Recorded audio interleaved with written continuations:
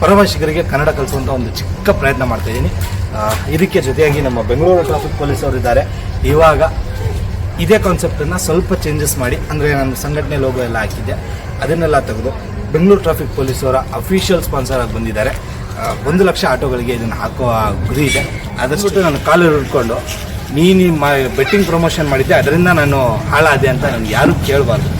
ಪ್ರತಿಯೊಬ್ಬ ಆಟೋ ಚಾಲಕನೂ ಕನ್ನಡದ ಮೇಲೆ ಪ್ರೀತಿ ಇದ್ದೇ ಇದೆ ಸರ್. ಬರೀ ನವೆಂಬರ್ ತಿಂಗಳು ಅಂತಲ್ಲ, ಕೆಲವೊಬ್ಬರು ಏನಾಗ್ತಾರೆ ಗೊತ್ತಾ ಸರ್, ನವೆಂಬರ್ 1 ಬಂತು ಅಂದರೆ ಎಲ್ಲ ಯಾವ ಡಿಪಾರ್ಟ್ಮೆಂಟೇ ಆಗಿರಲಿ, ಯಾರೇ ಆಗಿರಲಿ, ಅವ್ರನ್ನ ನೀವು ನೋಡಿ. ಈ ಶಾಲ್ ಪಡೆಯೋಕ್ಕೆ ಪ್ರತಿ ವರ್ಷ ಆಟೋ ಸ್ಟ್ಯಾಂಡ್ಗಳ ಹತ್ರ ನಾನು ನಿಂತ್ಕೋತಾ ಇದ್ದೆ. ಬಟ್ ಈ ಶಾಲ್ ಇವಾಗ ನನಗೆ ಹೆಮ್ಮೆಯಿಂದ ಹಾಕ್ತಾ ಇದ್ದಾರೆ ಪ್ರತಿಯೊಬ್ಬರು. ಅದನ್ನು ನಾನು ಗಳಿಸಿರೋದು ತುಂಬ ಹೆಮ್ಮೆ ಅನಿಸುತ್ತೆ ಈ ಶಾಲ್ಗೋಸ್ಕರ. ಇದರ ಬೆಲೆ ಎಷ್ಟಾದರೂ ಇರ್ಬೋದು, ಬಟ್ ಇದನ್ನು ಪಡ್ಕೋಬೇಕು ಅಂತಂದರೆ ತುಂಬ ಕಷ್ಟಪಡ್ತಿದ್ವಿ. ನಮ್ಮ ತಂದೆ ತೀರ್ಕೊಂಡ ಮೇಲೆ ಒಂದು ಮೂಮೆಂಟಲ್ಲಿ ನಮ್ಮ ಮುಸ್ಲಿಮ್ಸಲ್ಲಿ ಒಂದು ಇದು ಇದೆ ಸರ್, ತಂದೆ ಮನೆ ಯಜಮಾನ ತೀರ್ಕೊಂಡ್ಮೇಲೆ ಮನೆ ಹೆಂಗಸು ಹೊರಗಡೆ ಹೋಗೋ ಆಗಿಲ್ಲ, 40 ದಿನದ ಮಟ್ಟಿಗೆ ಎಲ್ಲೂ ಹೋಗೋ ಆಗಿಲ್ಲ. ಆ ಟೈಮಲ್ಲಿ ಬ್ರೆಡ್ ಮಾರ್ಕೊಂಡು ಬರ್ತಿದ್ದೆ ನಾನು ಯಾವುದೇ ಬೆಟ್ಟಿಂಗ್ ಆಗಲಿ, ಗ್ಯಾಮ್ಲಿಂಗ್ ಆಗಲಿ, ಬೇರೆ ಯಾವುದೇ ಥರದ ಪ್ರಮೋಷನ್ಗಳನ್ನ ಮಾಡಲ್ಲ.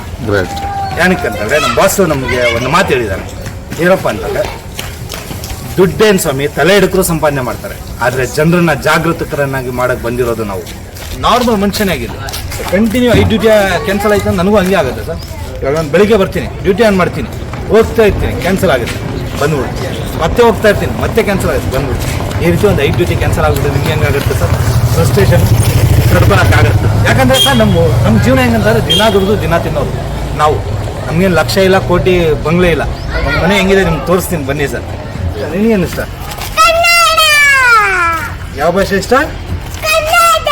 ಹಾಂ, ಏನಾಗುತ್ತೋ ಆಗಲಿ, ನಾನು ಗಾಡಿ ಹತ್ತಲ್ಲ ಅಂದರೆ ಅವರೆಲ್ಲ ಒಂದು ಗುಡು ಬರ್ತಾರೆ ಸರ್.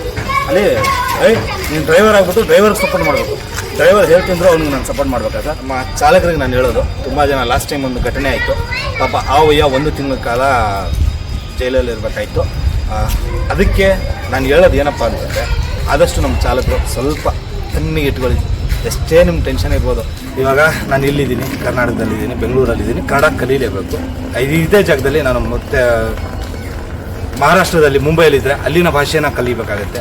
ಅದೇ ನಾವು ದೆಹಲಿಲಿದ್ದರೆ ಅಲ್ಲಿನ ಭಾಷೆಗೆ ಗೌರವ ಕೊಟ್ಟು ಅಲ್ಲಿ ಭಾಷೆ ಕಲಿತು ನಾವು ಅವ್ರ ಜೊತೆ ಬೆರಿಬೇಕಾಗುತ್ತೆ. ಆವಾಗಲೇ ನಮಗೆ ಭಾಷೆ ಕಲ್ತ್ರೇ ನಮ್ಗೆ ಆಗೋದು. ಇವಾಗ ಕರ್ನಾಟಕದಲ್ಲಿದ್ದೀವಿ, ಕನ್ನಡನ ಕಲಿತು ಕನ್ನಡದಲ್ಲಿ ಮಾತಾಡಿದ್ರೆ, ವ್ಯವಹರಿಸಿದ್ರೆ ನಮ್ಮ ಭಾಷೆಗೂ ಒಂದು ರೆಸ್ಪೆಕ್ಟ್ ಇರುತ್ತೆ. ಇಷ್ಟೇ ಹೇಳೋದು. ಎಲ್ಲೆಲ್ಲಿರ್ತೀರೋ ಆ ಭಾಷೆಗೆ, ಅಲ್ಲಿನ ನೆಲಕ್ಕೆ, ಅಲ್ಲಿನ ಜಲಕ್ಕೆ ಗೌರವ ಕೊಡಿ, ಅದೇ ನಮ್ಗೆ ಅನ್ನ ಹಾಕೋದು. ಕನ್ನಡದ ಮಾತು ಚೆನ್ನ, ಕನ್ನಡದ ನೆಲ ಚೆನ್ನ, ಕನ್ನಡಿಗರ ಮನಸ್ಸು ಚಿನ್ನ.